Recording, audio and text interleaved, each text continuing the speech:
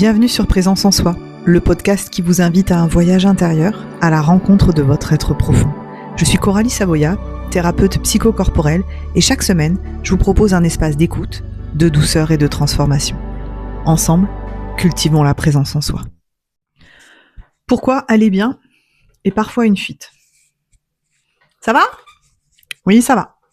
Ça, c'est devenu un réflexe, une ponctuation sociale. Le ça va national, j'ai envie de te dire, ou le je botte en touche.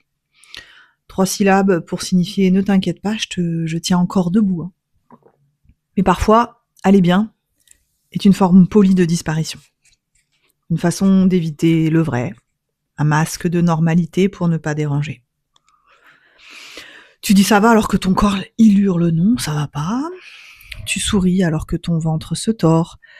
Tu dis je gère alors que tu t'effondres doucement à l'intérieur. Et tu crois que c'est du courage, mais c'est souvent du conditionnement. Depuis toujours, on t'a appris à être fort, positif, lumineux, à ne pas montrer les failles, à transformer chaque émotion en opportunité de croissance. Et le mal-être, il est devenu inconvénient et presque même indécent. Alors tu t'adaptes, tu performes la paix, tu joues à aller bien. Mais aller bien, parfois, c'est juste contrôler.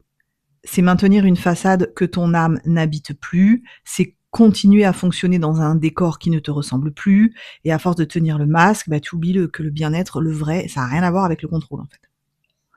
Le vrai bien-être, ce n'est pas être calme, c'est être authentique. C'est sentir, c'est pouvoir dire non, j'en ai marre, je ne sais plus. C'est pouvoir être vivant et pas impeccable.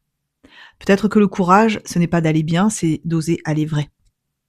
Parce qu'aller bien, pour être accepté, pour moi, c'est se fuir. Mais aller vrai, même fatigué, même désordonné, c'est se retrouver. Et si ton authenticité valait plus qu'une image apaisée? Et si ta vulnérabilité était ton plus haut degré de santé? T'as pas besoin d'être lumineux pour être présent. T'as juste besoin d'être vrai. Être vrai, c'est renoncer à l'image. Être vrai, ce n'est pas tout dire ou tout montrer. Ce n'est pas se livrer sans filtre ni se justifier, c'est simplement ne plus jouer. C'est se tenir au plus près de ce qui vit, même si c'est flou, imparfait ou dérangeant. C'est habiter son émotion sans l'embellir, dire je ne sais pas sans honte, laisser tomber le ton juste, le visage lisse, le récit cohérent. Parce que la vérité intérieure n'a pas besoin d'être belle, elle a juste besoin d'être habitée. Être vrai, c'est cesser de trahir ce qu'on ressent pour rester aimable. C'est oser ne plus plaire au prix de sa respiration. C'est comprendre que le monde n'a pas besoin de ta perfection, mais de ta présence vivante. Et c'est cela parfois qui moi, peut me toucher.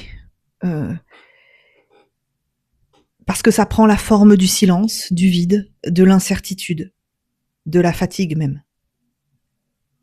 Mais quand bien même tout cela reste vivant. Être vrai, c'est descendre d'un cran. Quitter le mental pour éviter tout ce qui commente, pour revenir en tout cas à cette sensation brute. La gorge serrée, les larmes qui montent, le corps qui tremble, le souffle qui dit je suis là malgré tout.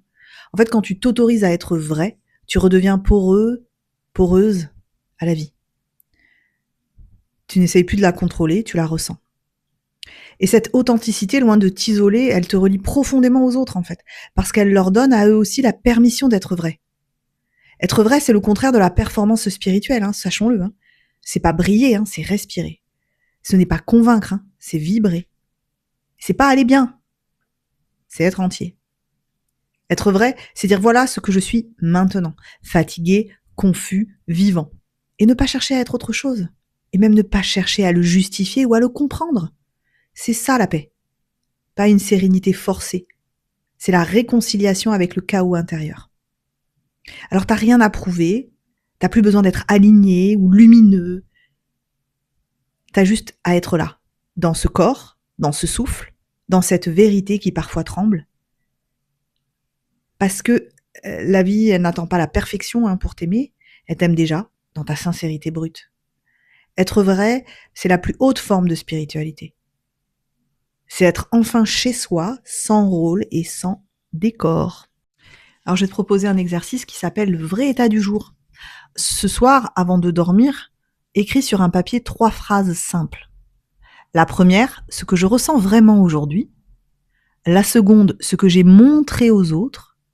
Et la troisième, ce que je n'ai pas osé dire. Tu y réponds, bien sûr, et tu observes l'écart. Alors, c'est pas pour te juger, hein. C'est pour te rencontrer là où tu es, pas là où tu crois devoir être. Aller bien, c'est parfois se cacher.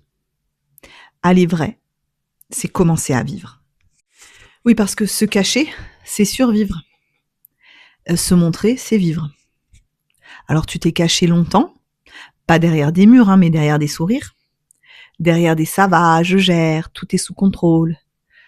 Et tu t'es caché en fait pour ne pas déranger, pour être aimé, pour ne pas perdre ta place dans le monde. Et à force, tu as commencé à croire que c'était ça, exister. Mais se cacher, ce n'est pas vivre, c'est tenir.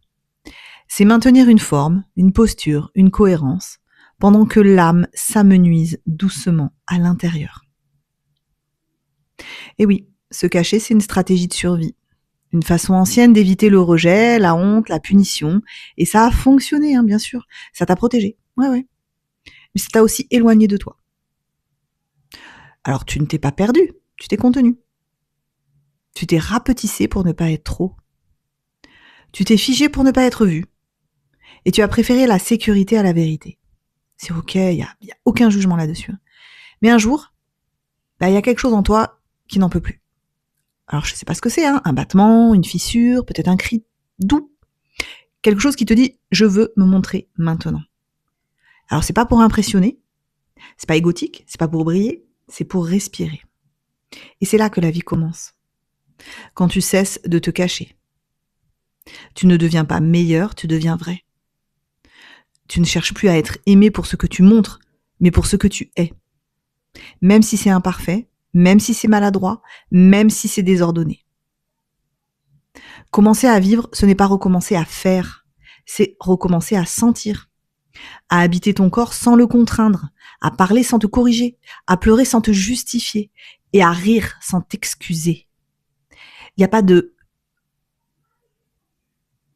se mettre en spectacle, je crois que c'est comme ça qu'on dit, se donner en spectacle, voilà, c'est comme ça qu'on dit. Même cette phrase, en général, quand je n'arrive pas à trouver mes mots, c'est que mon cerveau il dit « ah là, je suis pas d'accord », mon âme « non, je suis pas d'accord avec l'information ». En tout cas, bon, voilà. Commencer à vivre, c'est te tenir là, entier, dans la lumière comme dans l'ombre, et dire « je suis là, en fait ». Et la vie ne commence pas le jour où tout va bien. Elle commence le jour où tu cesses de te cacher pour aller bien. Quand tu cesses de te parer d'un habit qui n'est pas vraiment toi, limite j'ai envie de te dire quand tu laisses tomber le costume, ouais, plutôt, à ce moment-là il ne reste pas un vide, il reste une présence. Il reste une respiration nue, un cœur qui bat sans pression. Et c'est là, précisément là en fait, que tu touches la liberté. Se cacher, c'est survivre. Se montrer, c'est vivre. Et vivre, c'est se risquer à être vu, même par soi-même. Et maintenant que tu vis, ce n'est plus spectaculaire. C'est doux, lent, presque invisible. La vie n'a pas repris avec des feux d'artifice, elle a recommencé dans le détail. Dans une respiration plus profonde. Dans une fatigue qui ne t'effraie plus. Dans un matin sans but, mais sans fuite. Et tu découvres que vivre, ce n'est pas retrouver l'énergie d'avant, c'est cesser de la gaspiller à jouer un rôle. Ce n'est pas tout comprendre, c'est tout ressentir, sans traduction immédiate. Et vivre, ce n'est plus courir après la paix, c'est lui laisser la chance d'apparaître là dans ce qui est. Alors quand tu cesses de te cacher, tu réalises que le monde ne te rejetait pas autant que tu le craignais, c'est toi qui t'exilais pour rester conforme à un idéal. Et quand tu reviens, les autres ne changent pas toujours, mais ton regard oui. Tu n'attends plus d'être accueilli, tu t'accueilles toi-même. Commencer à vivre, c'est apprendre à ne plus trahir ta fatigue, à ne plus prétendre être lumineuse quand tu es juste humaine. C'est parler depuis un lieu plus simple, plus humble, où la vérité ne te fait plus mal, où la vérité te libère.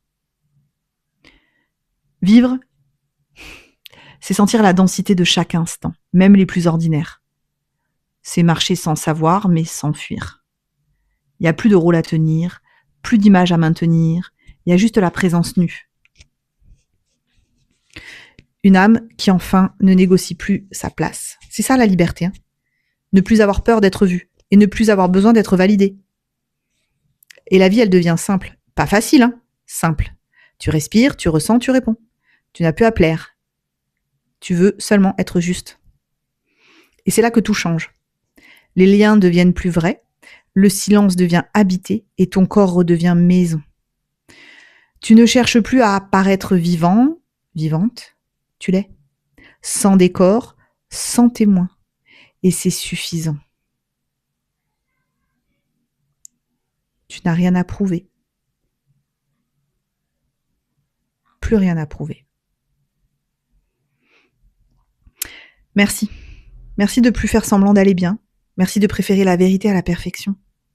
Moi, je suis intéressée quand même par ton avis. Alors, si tu veux bien me partager en commentaire ce que tu ressens quand tu dis ça va sans y croire, tu sais. Et puis n'oublie pas, abonne-toi, active la cloche pour recevoir les prochains épisodes de Présence en Soi. Tu peux me retrouver sur Instagram ou si tu veux un accompagnement doux et incarné, tu peux m'écrire en message privé sur Instagram ou tu peux prendre rendez-vous directement sur mon site plumedecactus.fr sur mon calendrier numérique. Voilà, prends soin de toi. À très bientôt.